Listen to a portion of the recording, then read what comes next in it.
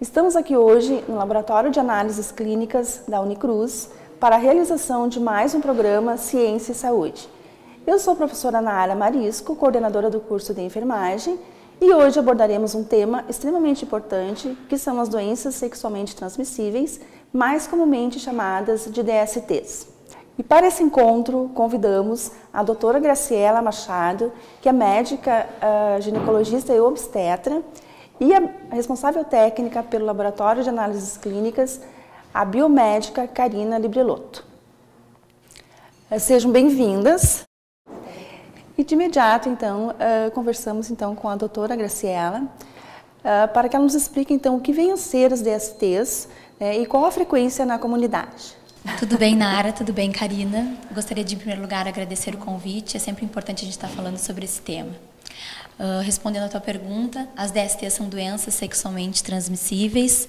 Entre elas, a gente tem o HIV. O HIV ele pode ser simplesmente, a pessoa pode ser portadora do vírus do HIV, assim como ela pode já manifestar a doença, a síndrome da imunodeficiência adquirida. Nesse caso, o diagnóstico é feito através de alterações nos exames de laboratório e também de manifestações clínicas específicas. Hoje, no cenário mundial, as DSTs tomaram uma importância, retomaram a sua importância, pelo fato de facilitarem a transmissão do vírus. Existem algumas DSTs, no caso as que se manifestam com úlceras, que chegam a aumentar, facilitar em 18 vezes a transmissão do vírus do HIV.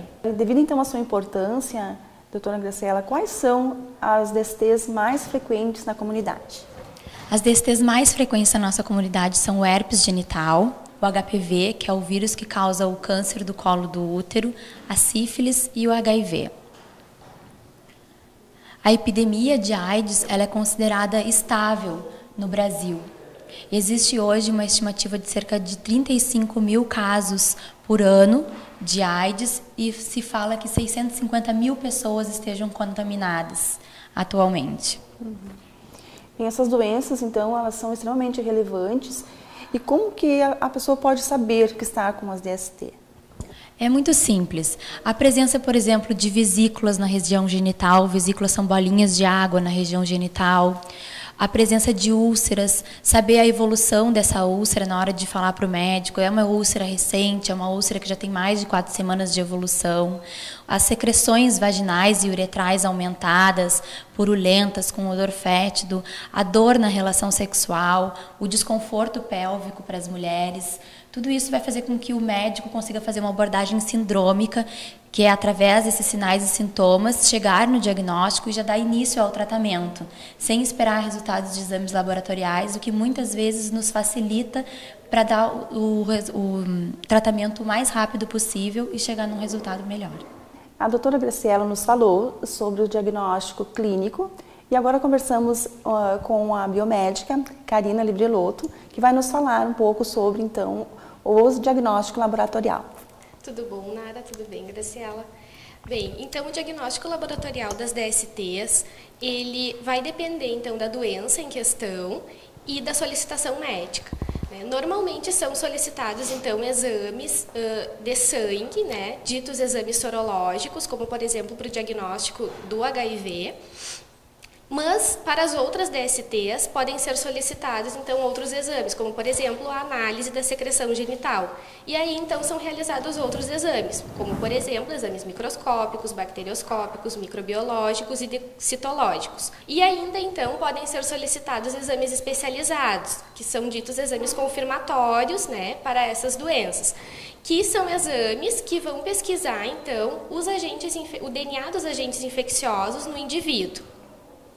Muitas vezes, o diagnóstico das DSTs ele acontece de forma casual no laboratório, através de um simples exame de urina, muitas vezes a gente acaba verificando, então, agentes infecciosos que, muitas vezes, são os responsáveis pelas DSTs. Também o exame preventivo, ele também pode detectar lesões e também agentes infecciosos causadores dessas DSTs. Bem, a gente percebe então a importância de aliar o diagnóstico clínico com o diagnóstico laboratorial, né, para a efetivação desse diagnóstico, então, das DSTs.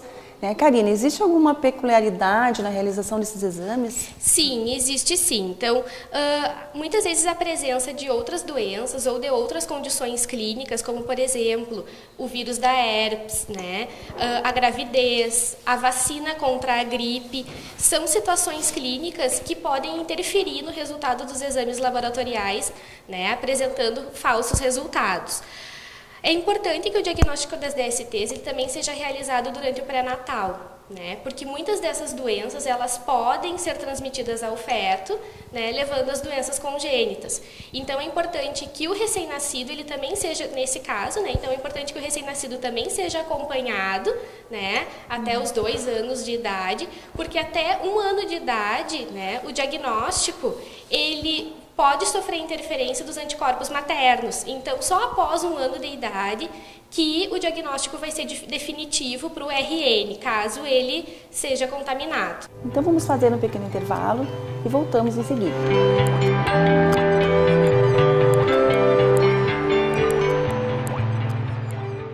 Para acompanhar pela internet o andamento do seu processo no Tribunal do Trabalho do Rio Grande do Sul, basta acessar o link Consulta Processual ou serviço TRT4 Push no site www.trt4.jus.br. Após, é só colocar o número do processo ou da OAB do seu advogado. As últimas informações aparecerão na tela. Justiça do Trabalho do Rio Grande do Sul. Eu estava desmontando o elevador da obra. Comecei lá do 19, quando eu cheguei no 10º andar, a tábua escorregou, aí eu caí. Não usava o cinto, que pra mim nunca ia acontecer isso comigo. No dia que eu usei, graças ao meu bom Deus, o cinto me salvou. Senão, eu não estaria aqui mais não. Porque onde mais sentiria minha falta não é no trabalho, é de minha casa, né? Minha família. Justiça do Trabalho, 70 anos de justiça social.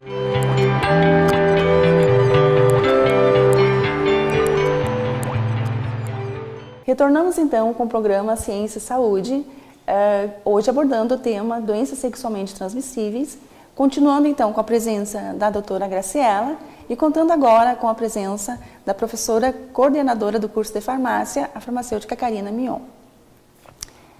Doutora Graciela, como é realizado o tratamento das DSTs? O tratamento das DSTs ele é específico para cada patologia. Por exemplo, doenças causadas por bactérias vão ser usados os antibióticos, doenças causadas por vírus antivirais. O importante é fazer o tratamento do casal. Então, essa busca pelo parceiro faz parte do sucesso do nosso tratamento, porque ajuda em diminuir as recidivas dessas doenças na população. No caso, por exemplo, de HIV, a gestante, se for uma gestante, a partir de 14 semanas, ela já tem que iniciar o tratamento com AZT.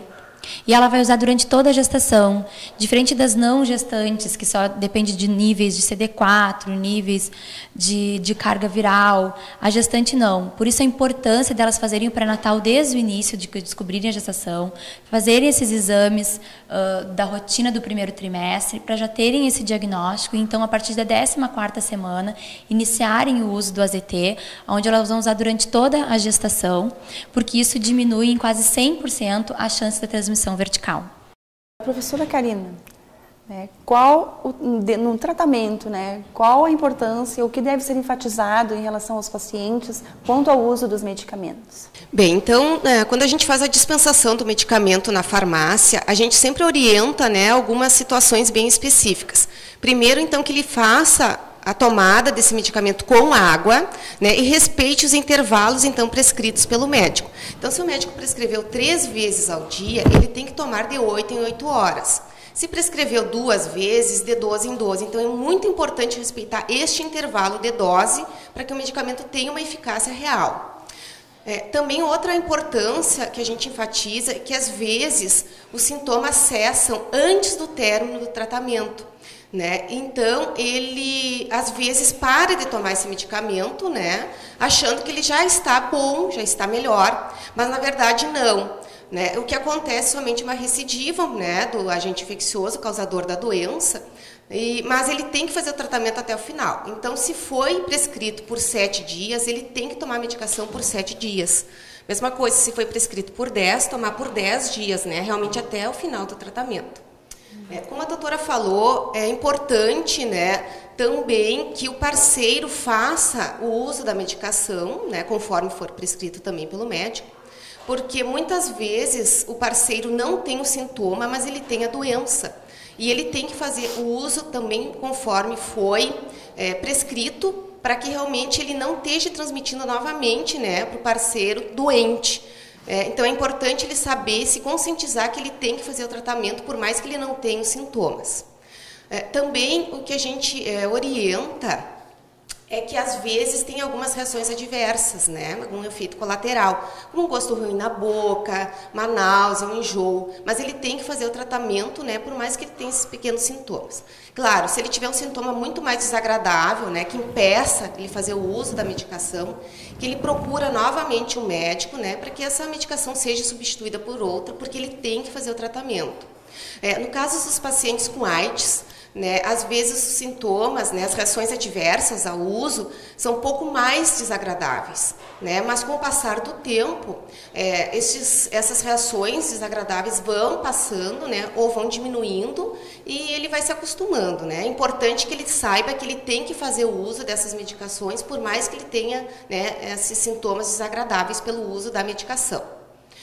Também sempre utilizar o preservativo, porque por mais que ele esteja sendo medicado, ainda ele tem a doença, né? Então a gente sempre orienta a utilizar o preservativo até que o fim do tratamento seja efetivado, para ele não transmitir para o seu parceiro ou para outros parceiros sexuais essa doença sexualmente transmissível.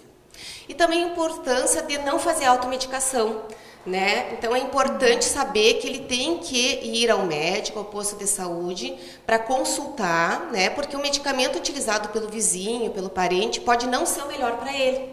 Então a gente sempre orienta de não fazer automedicação, primeiro consultar o médico, né, verificar a melhor medicação, até porque às vezes ele faz um tratamento não conforme o recomendado, né, pela automedicação, e o agente infeccioso, né, causador da doença, né, não é atacado, morto, né, e ele continua doente. E também às vezes pode acontecer uma intoxicação, né, pelo uso inadequado da medicação. Então, por isso, realmente, sempre procurar, né, o auxílio do médico para verificar a melhor medicação para ele. Então, é extremamente importante, né, o uso correto dos medicamentos. E continuando, doutora Graciele, como pode ser prevenido as DSTs? A principal forma de prevenção das DSTs é o uso do preservativo. O preservativo ele deve ser usado em todas as relações sexuais e sempre durante toda a relação sexual, inclusive nas preliminares. É isso que é sempre enfatizado, porque para ele ter o sucesso, para ele proteger realmente, ele tem que ser usado em todas as relações durante toda a relação. Existem outros fatores como a precocidade sexual do casal, a variabilidade de parceiros, que também são importantes, mas o uso do preservativo nos ajudaria bastante a prevenir as DSTs. Então, né, os aspectos preventivos das DSTs são extremamente importantes, né? Lembramos que a educação em saúde faz parte, né, desse processo. Lembramos também que é importante a questão das políticas públicas de saúde, não só da prevenção das doenças, mas também da promoção da saúde no sentido geral, né, das pessoas. Bem, chegamos ao final de mais um programa Ciência e Saúde. Agradecemos então a presença da doutora Graciela, né, da professora Karina Mion e da biomédica Karina Librelotto. Obrigada pela atenção e até o próximo programa.